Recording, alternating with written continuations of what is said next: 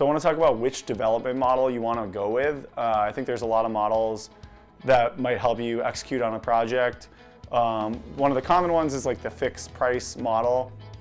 There's a lot of controversy over that. A lot of companies don't like that on the agency side, like Trellis, and because it's challenging, we could potentially lose money or not really get a good deal and go over hours and then you're fighting with the customer.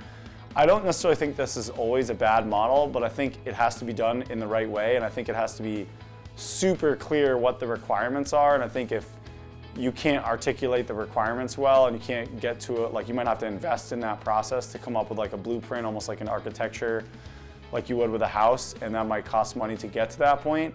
So you really need to define that very, very well. That has to be super well defined, and I think if you can do that, and if it's something that's kind of been done before or within the wheelhouse, then it makes sense. But if it's something that's very unique and never really been done before, or something kind of out of the ordinary, it might not be a good fit because there's a lot of room for error. And just because you might think you're saving money with the fixed price model doesn't mean it's actually going to get done for that. And if their agency's struggling to complete it on time, they might ask for extra money, and you might kind of run into a lot of problems. So it can be good, but I think there's a lot of things that you got to look out for to make it successful.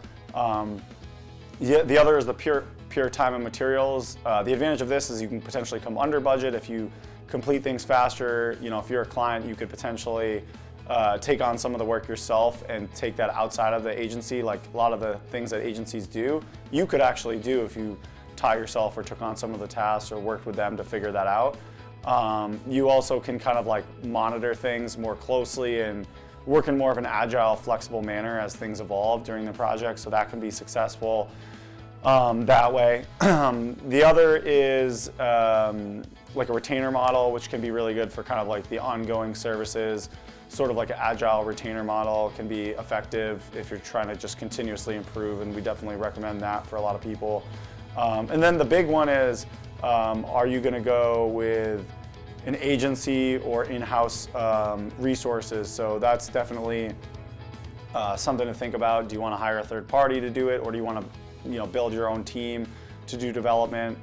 You could do some sort of hybrid approach. I think if you think you're going to spend a lot of money on development and you think that this is going to be a core part of your business, it might make sense to start building some in-house resources. If you think it's something that is never going to really be your core strength, then it might make sense to outsource that to another expert company that knows it and has done it before well.